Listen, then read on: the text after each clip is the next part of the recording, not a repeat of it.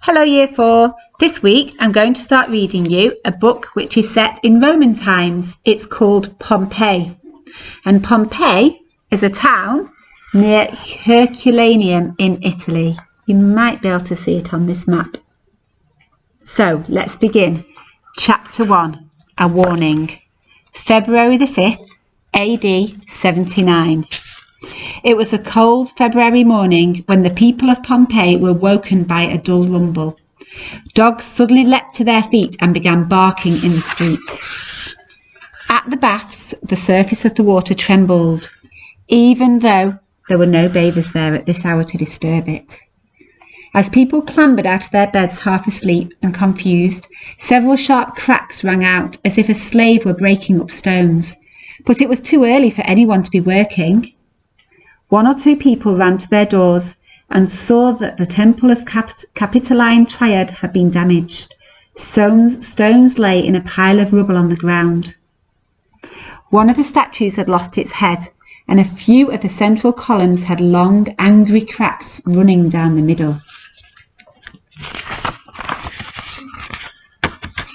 And when the local baker, Terentius, returned home, he noticed that his oven had been damaged. The wreckage was everywhere. What had caused it? An earthquake. But Pompeii was used to regular earth tremors, so no one thought much more about it. The birds began singing again, and people returned to the warmth of their beds. After all, no one had been hurt.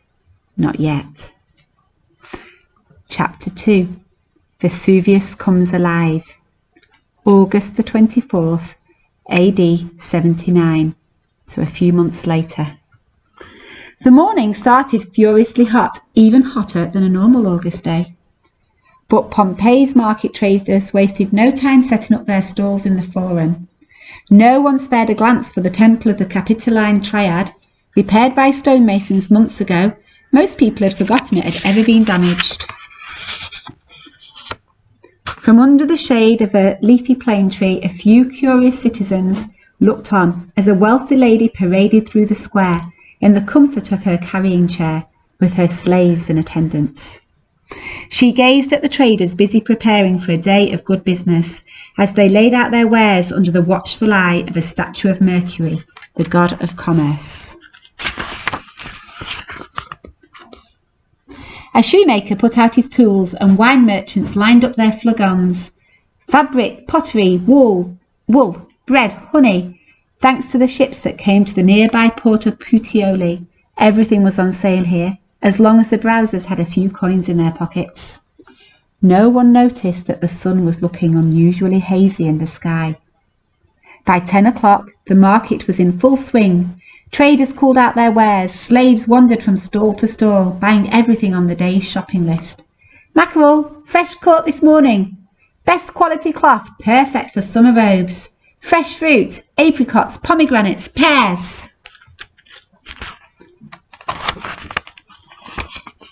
In a corner, an old man with a stoop was busily adding his own graffiti to Pompeii's local notice board.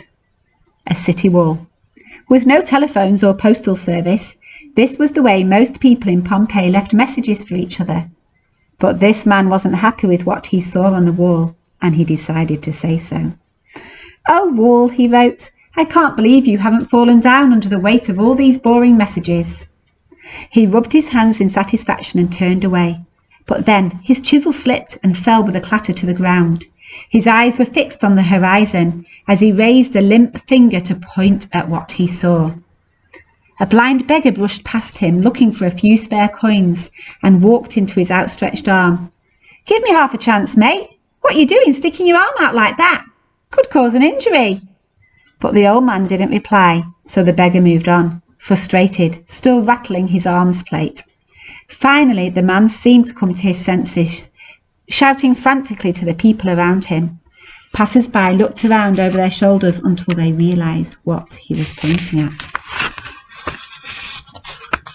Gasps and nervous laughs filled the air. No one heard what the man said next. "Look, the volcano is stirring." Then he backed away, not looking behind him, his eyes glued to the thin column of smoke coming out of the top of Mount Vesuvius. Mount Vesuvius is a volcano very close to Pompeii. He looked desperately at the people jostling next to him, but people just shook their heads and turned their backs. Slowly, he understood that no one was really listening to him. The people of Pompeii were used to the occasional flurry of activity from Vesuvius. Only the old man thought of the earthquake a few months ago and made a connection between the two events. Everyone else just smiled, wondering what the gods were upset about this time, and turned back to their business.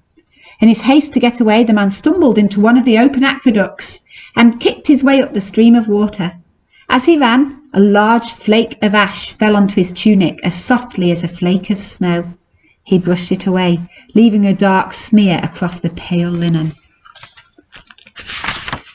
When he reached his home in the Via del Terme, he found his wife sitting next to the fountain in their walled garden. He pulled her roughly to her feet and shouted at her to prepare to leave. "But where are we going?" she asked.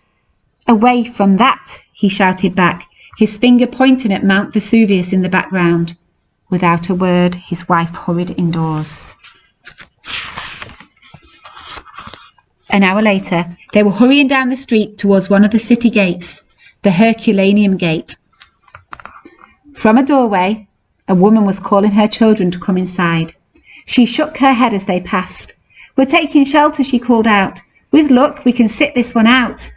"I wouldn't be so sure," muttered the man under his breath. But he'd always been known for his terrible predictions.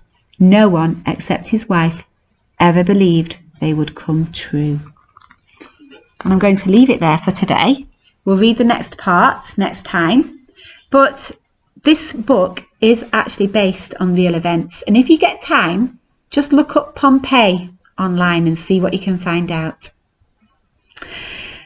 See you again soon. Bye.